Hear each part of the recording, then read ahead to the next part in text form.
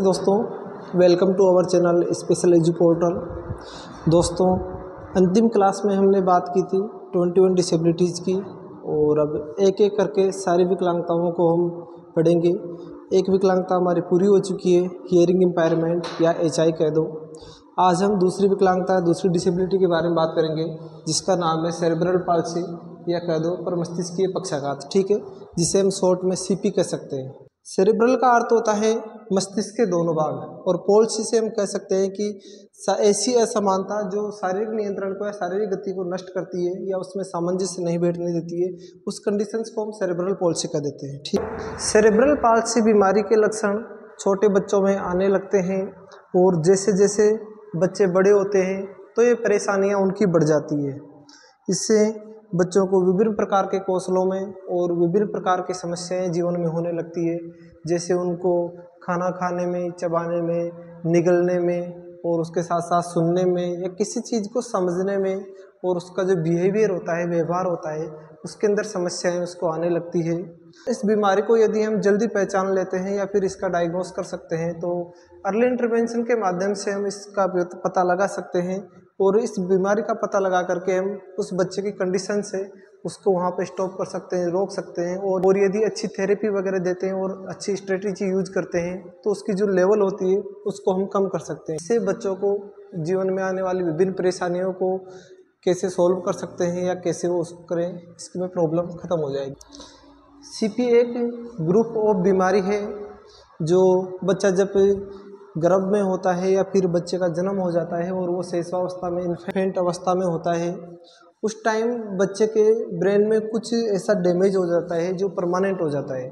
उस permanent damage की वजह से बच्चे में परेशानियां होती है। इसकी वजह से बच्चे के मांसपेशियों में तनाव हो जाता है या फिर हम यूँ कह सकते हैं कि उसके सुनने, समझने, बोलने की क्षमताओं में थोड़ी कमी हो जाती है या उसका व्यवहार वो ठीक तरीके से नहीं करता है। इस सब कंडीशंस को हम CP कह सकते हैं। ठीक है, ब्रैडशॉ व पेरेट ने 1966 में एक परिभाषा दी कि परमस्तिष्कीय पक्षाघात एक जटिल अप्रगतिशील अवस्था है जो बच्चों की परिपक्वावस्था से या फिर यूँ कह सकते हैं कि 3 साल से पहले जो मस्तिष्क में क्षति हुई है या फिर मस्तिष्क की क्षति के कारण जो उत्पन्न अवस्था होती है और उसकी वजह से मांसपेशियों में जब सामंजस्य वगैरह नहीं हो पाता है और इस कारण जो कमजोरी या फिर क्षति होती है उसे अपन CP या सेरेब्रल पॉल्सी कह सकते हैं। हम इसके अलग अलग प्रकार पढ़ते हैं। CP के 3 मेजर प्रकार होते हैं।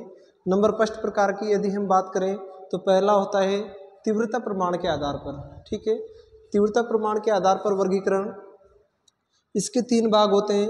सबसे पहले बात करते हैं अपन माइल्ड CP की, फिर मॉडरेट और फिर सीवियर। ठीक है, माइल्ड CP की कंडीशन ये होती है कि इसमें जो लेवल होता है वो थोड़ा कम होता है CP का और खुद ये कह सकते हैं कि अपन स्वतंत्र रूप से वो अपना कार्य स्वयं कर सकता है। किसी भी प्रकार की उसकी एड वगैरह की या सपोर्टिव डिवाइस की उसको ज़रूरत नहीं पड़ती है। ठीक है, और इसकी लेवल बहुत कम होती है। यदि अपन परसेंटेज के अकॉर्डिंग बात करें तो लगभग 20% बच्चों को माइल्ड CP होती है और 50% बच्चे ऐसे हो सकते हैं जिनको मॉडरेट CP होती है और लगभग 30 के लगभग बच्चे होते हैं उनको सीवियर डिसेबिलिटी या सीवियर CP की कंडीशंस होती है। ठीक, माइल्ड कंडीशंस में ये होता है कि बच्चा जो होता है वो स्वतंत्र रूप से अपना सारा कार्य कर लेता है, जो ADLs वगैरह होती है वो स्वतंत्र कर सकता है, लेकिन थोड़ी बहुत उसमें कंडीशंस CP की रहती है जिसकी वजह से उसको थोड़ी बाधाएं आती है जीवन में। ठीक है, मॉडरेट कंडीशन की बात करें तो इसको सपोर्टिव डिवाइस की ज़रूरत पड़ती है। सहायक उपकरणों के माध्यम से ये अपना दैनिक जीवन में कार्य कर सकता है और किसी भी विषय वस्तु को करने में इसको उपकरणों की आवश्यकता पड़ती है, कुछ सपोर्ट की ज़रूरत होती है। ठीक है, नंबर 3 हम बात करते हैं सीवियर CP की। सीवियर CP की हम बात करें तो बच्चे को एकदम केयर की ज़रूरत होती है। तो ये कंडीशंस में बच्चा हमेशा दूसरे पर निर्भर रहता है पूर्णतया। दूसरा है उसे ADLs वगैरह सारा काम करवाता है और पूर्णतः उसको केयर की ज़रूरत पड़ती है। केयरिंग के माध्यम से इसका जीवन यापन होता है। ठीक है, नंबर 2 हम बात करते हैं प्रभावित अंगों के आधार पर। प्रभावित अंगों के आधार पर CP को हम 5 टाइप्स में डिवाइड करते हैं, 5 भागों में हम CP को पढ़ते हैं। सबसे पहले बात करते हैं मोनोप्लेजिया की। मोनोप्लेजिया वाली कंडीशंस में क्या होता है, CP वाले बच्चों में या तो एक हाथ डैमेज रहेगा या फिर हो सकता है एक हाथ के अलावा एक पैर भी डैमेज हो सकता है। ठीक है ना, दोनों में से या तो एक हाथ हो गया या एक पैर हो गया, लेकिन मैक्सिमम टाइम बात करें तो एक हाथ ही मोनोप्लेजिया कंडीशंस के अंदर प्रभावित रहेगा। ठीक है, सेकंड नंबर पे हम बात करते हैं हेमीप्लेजिया की।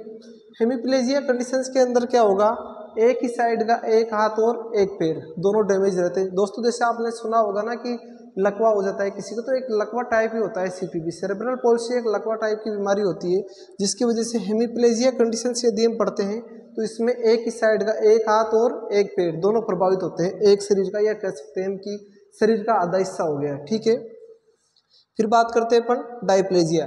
डायप्लेजिया कंडीशंस के अंदर शरीर के दोनों हाथ एक तरह से डैमेज हो जाते हैं, दोनों हाथों प्रभावित हो जाते हैं, जिनकी वजह से एक्टिविटी वगैरह वो नहीं कर पाता है। ठीक है, नंबर 4 हम बात करते हैं पैराप्लेजिया की। पैराप्लेजिया में क्या होता है, कमर से नीचे का जो हिस्सा होता है जिसमें हम दोनों पैर कह सकते हैं वो प्रभावित होते हैं, तो इस कंडीशंस को हम पैराप्लेजिया कह देते हैं। ठीक है, और लास्ट कंडीशन है क्वाड्रिप्लेजिया। तो क्वाड्रिप्लेजिया में क्या होता है, लगभग पूरा शरीर इससे प्रभावित हो जाता है, शरीर रुक सा जाता है। ये कंडीशंस जो बीमारी होती है ये पूरे शरीर में फैल जाती है, तो इससे कहते हैं अपन क्वाड्रिप्लेजिया। ठीक है, अब बात करते हैं हम चिकित्सीय लक्षणों के आधार पर। चिकित्सीय लक्षणों के आधार पर 4 प्रकार के हम सीपी पढ़ते हैं।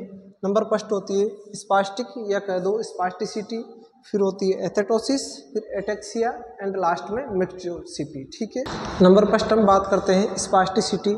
स्पास्टिसिटी का अर्थ है कड़ी या तनी हुई मांसपेशियाँ। ठीक है, इस कंडीशंस में बच्चे होते हैं वो सुस्त और थोड़े भद्दे से दिखते हैं, थोड़े अटपटे फील होते हैं आदमी को दिखने के अंदर। और यदि बात करें तो इनकी गति के अनुसार ही जैसे जैसे इनकी गति बढ़ती है वैसे वैसे तनाव की कंडीशंस इस समय बढ़ती जाती है। ठीक है, और जब बच्चे लेटते हैं तो लेटते समय इनका पेट जो होता है या फिर हाथ जो होता है वो एक ही साइड बना रहता है। नंबर सेकंड हम बात करते हैं एथेटोसिस। इसका अर्थ होता है शरीर की अनियंत्रित गति। ठीक है, जैसे जैसे बच्चा अपने अंगों का संचालन करने लगता है तो उसका शरीर अनियंत्रित गति करने लगता है और जो मांसपेशियों का तनाव वगैरह है वो थोड़ा और बढ़ जाता है। ठीक है, नंबर थर्ड हम बात करते हैं एटेक्सिया की।